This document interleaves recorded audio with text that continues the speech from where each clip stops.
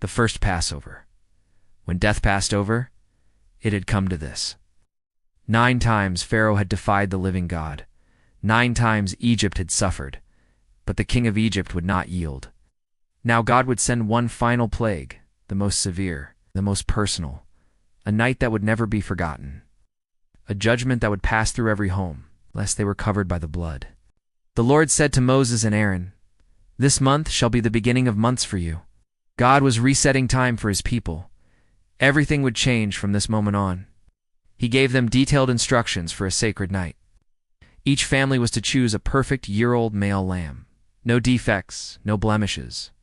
They were to care for it until the 14th day of the month. Then, they were to sacrifice it, God said. Take some of the lamb's blood and paint it on the doorposts and lintel of your houses.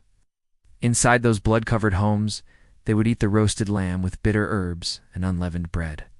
God told them to eat ready to go, sandals on, staff in hand, cloak tucked in. "It is the Lord's Passover," God warned. "I will go through Egypt that night and strike down every firstborn, both people and animals. I will bring judgment on all the gods of Egypt. I am the Lord." But then came the promise. "When I see the blood, I will pass over you. No plague will touch you." It was not their nationality that saved them, not their goodness or strength. It was only the blood that made them safe. That night fell. A hush covered the land. Then from midnight came a cry. In every Egyptian home, from the palace of Pharaoh to the lowest prisoner, the firstborn died. But in every home covered by the blood, there was peace. There was mercy. There was life. Pharaoh summoned Moses and Aaron in the middle of the night. His voice was broken. "Go," he said, "leave my people. Take your flocks, your families, and go." And after over 400 years of slavery, Israel was free. They left Egypt with silver and gold, with livestock, with clothing. But most importantly, they left with the presence and promise of God. The first Passover was more than just an escape. It was a picture. A lamb, sacrificed. Blood, marking the door.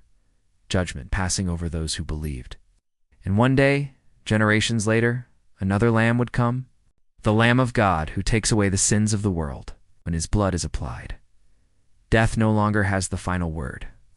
"When I see the blood, I will pass over you." Exodus 12:13. Subscribe and join us for episode 23, when the Red Sea opens and faith meets the impossible.